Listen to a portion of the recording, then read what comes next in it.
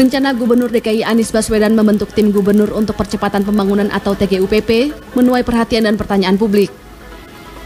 Pasalnya tim yang akan dibentuk oleh Gubernur DKI ini selain menampilkan wajah struktur organisasi yang gemuk, juga memiliki alokasi anggaran 12 kali lipat dibanding sebelumnya.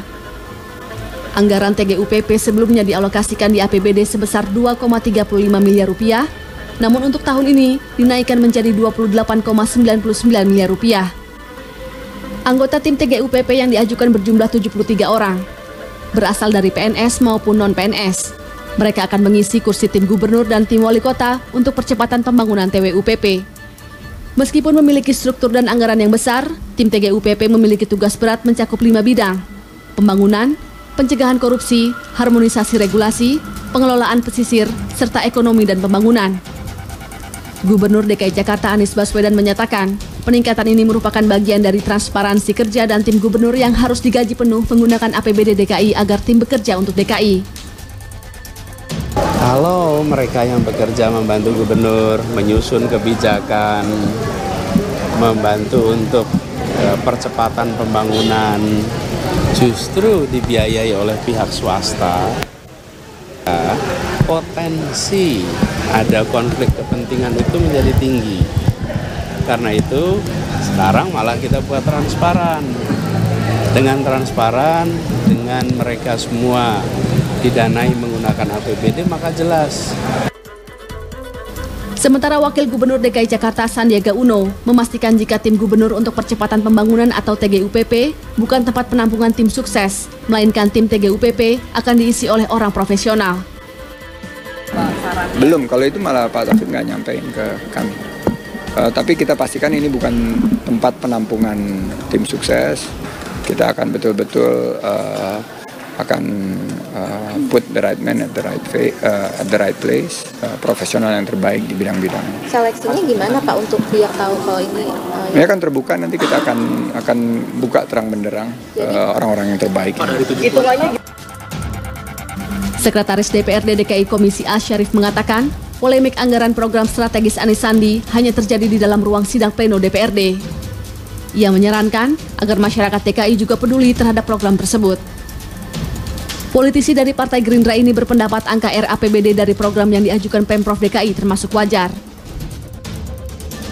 Ya TGUPP ya, Polam gitu ya, silakan dicoret, gak ada masalah. Cuma ada beberapa program yang strategis yang berkait dengan rakyat tuh justru tidak disentuh dalam diskusi publik hari ini tentang polemik RAPBD. Ayo dong diskusikan DP 0 rupiah, ya kan? Ayo dong diskusikan tentang OKOC, ayo dong diskusikan tentang KJP Plus, ayo dong diskusikan tentang Trip yang seluruh total catatan saya menyerap 7 triliun.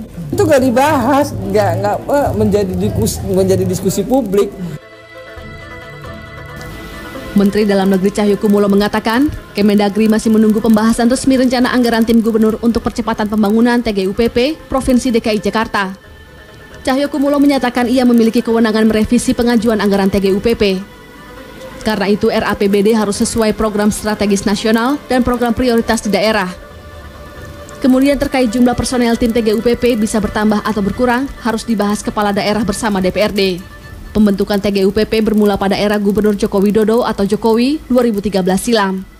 Waktu itu TGUPP dibentuk untuk menjadi penasihat gubernur dan wakil gubernur, serta sekretaris daerah DKI Jakarta. Tim TGUPP yang dibentuk Gubernur DKI dengan struktur dan anggaran yang besar, kini dituntut bekerja keras mewujudkan mimpi jargon Anies Sandi, maju kotanya, bahagia warganya.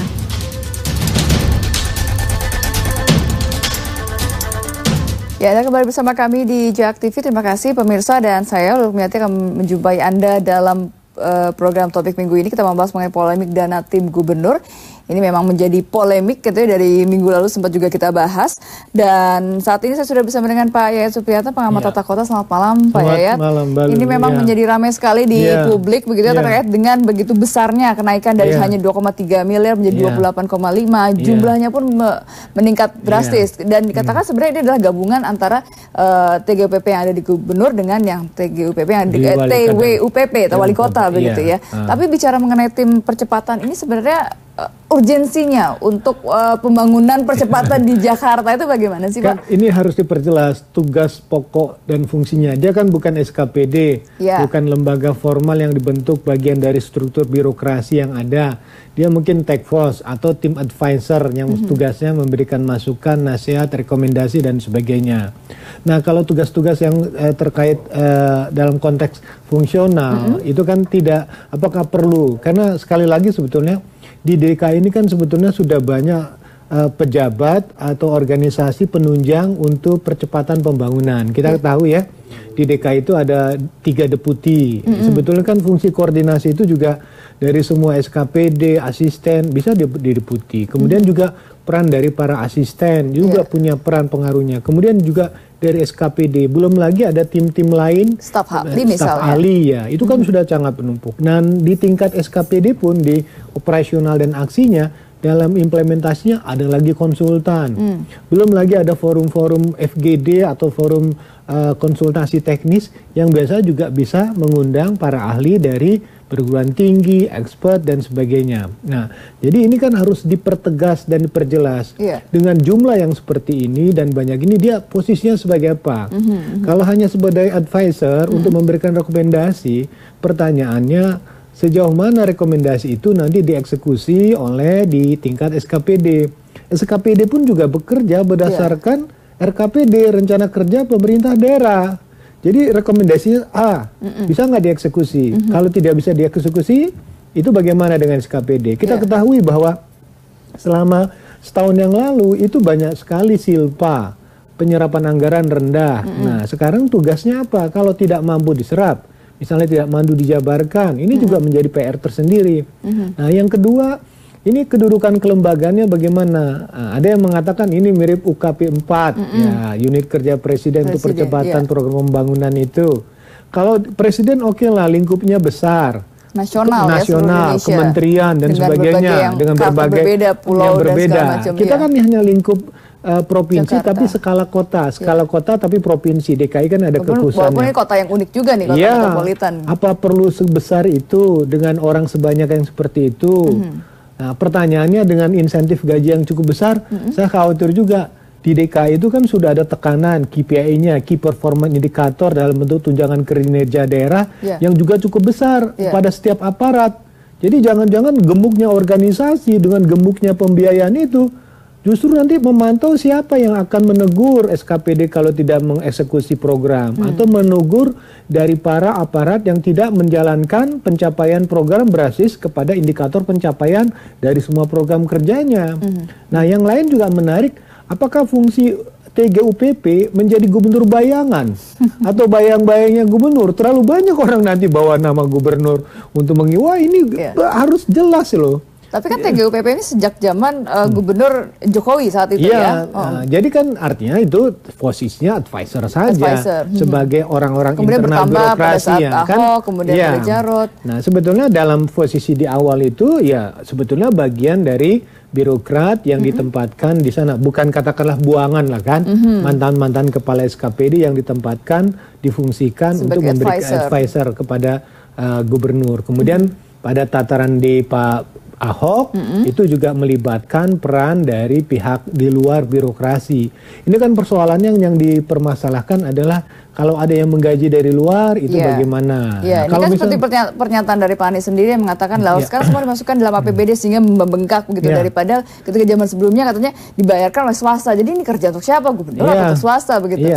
Gimana Pak? Sebetulnya saya kan selalu dimintai misalnya nasihat, bantuan, saran dari zaman Pak Sutioso, zaman Pak Foke, Pak Basuki dan semuanya.